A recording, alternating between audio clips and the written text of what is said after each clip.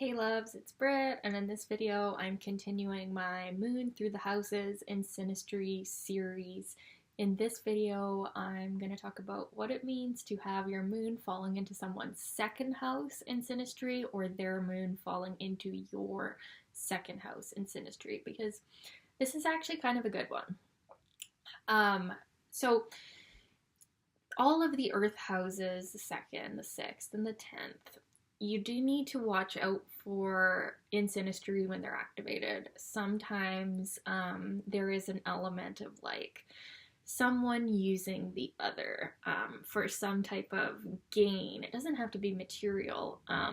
The second house, it could sometimes be material, not particularly with moon falling into the second house though. So this one, the moon person feels like the house person is someone who can help them achieve some type of goal.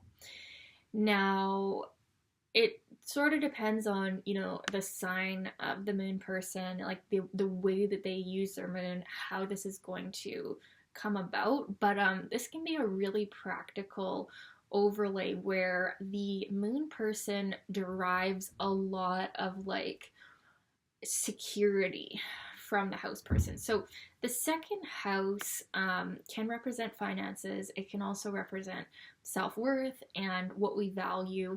It's, in general terms, it's, a more earthy house. It's a more down-to-earth house.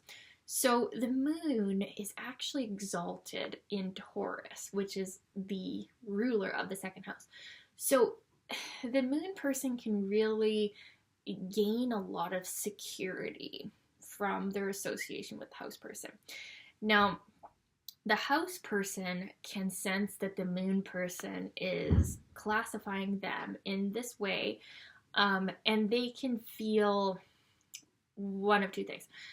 They can feel like maybe the moon person is emotionally attached to them for the wrong reasons, right? Like security, or like they're using them for some more emotional gain, or they can feel really strengthened in their value, in their self-worth, and they can really feel that the moon person helps them become more grounded in what they actually value. So the way that I see house overlays, people always ask me like, okay, who feels what, right? Like, who feels it more? Is it this or this? And I think they both feel it, but it's just a little bit different. So wherever somebody is falling in our 12th houses, this is where they're lighting up. They're activating us with that planet, right? But at the same time that that's happening and we're being lit up in that realm of our second house, now the moon person is also being, in a sense, housed by that second house. So it's kind of like where they are living inside that person, okay? So when you're having your moon fall into someone's second house, that can feel really safe. It can feel really supportive and good.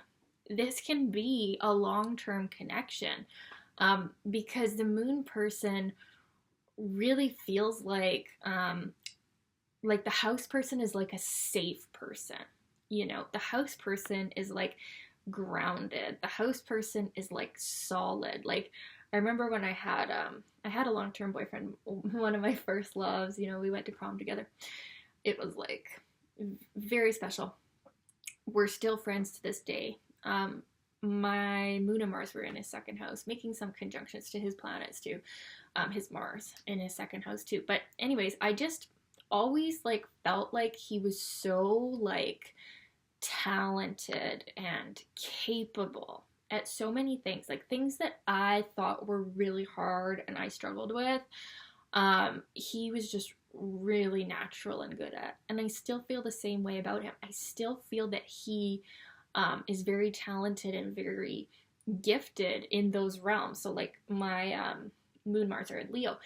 In those Leo realms, I see him as a secure, like he is very strong in that energy. And so that's a little bit about how it can feel for the house person, is like they see the or sorry, the planet person, they see the house person as someone who is so strong in that energy of their moon, that they they can really have a lot of respect for them too, and they can, depending on the person, they could think, oh, wow, that person can really help me with that energy, and so they can kind of classify them as like the helper, like, oh, you're gonna help me with my moon, right? Like, and it could even be like so the moon can sometimes rule like domestic activities too, right?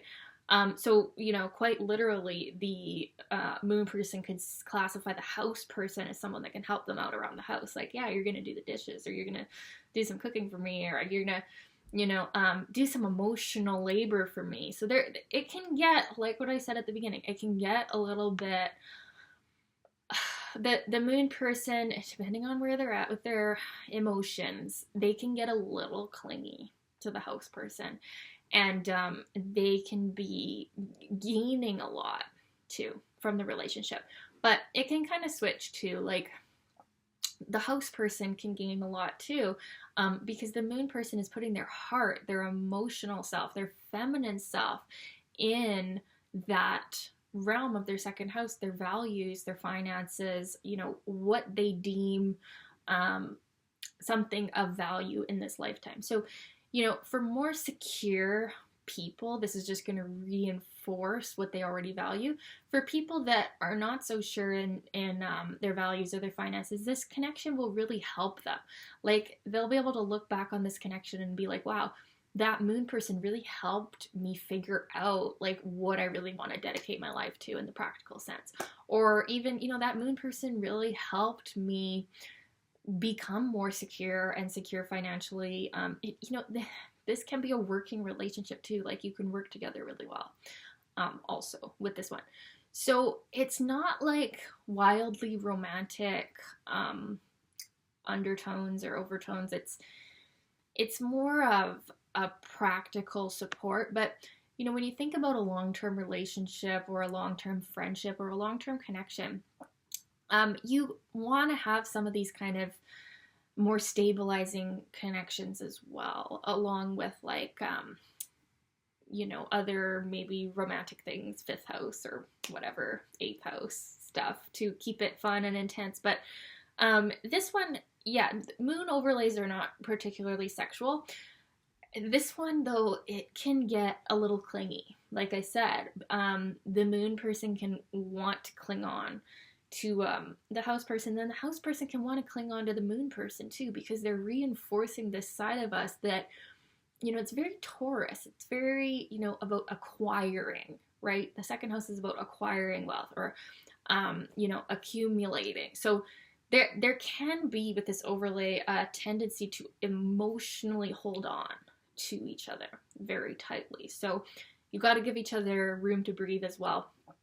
But the actual, like, highest quality of that holding on is like, you accumulate more self-worth, you accumulate more emotional intelligence, the moon person, and the house person accumulates the self-worth or the financial goal or whatever it is, the inner security that comes from having a strong foundation in your second house. So yeah, it's not super spiritual or romantic or whatever, but it's definitely can be a good one, and it can be a long-term one because you just don't want to let go of that person because they are helping you with your security, with your grounding in life. And yeah, I'd love to know your experiences of this one. Was it like that? Did it have these kind of themes in it? And yeah, I'm doing your requests. Let me know if you have any requests you'd like me to do. And yeah, we'll talk soon. Thanks for watching. Love you guys. Bye.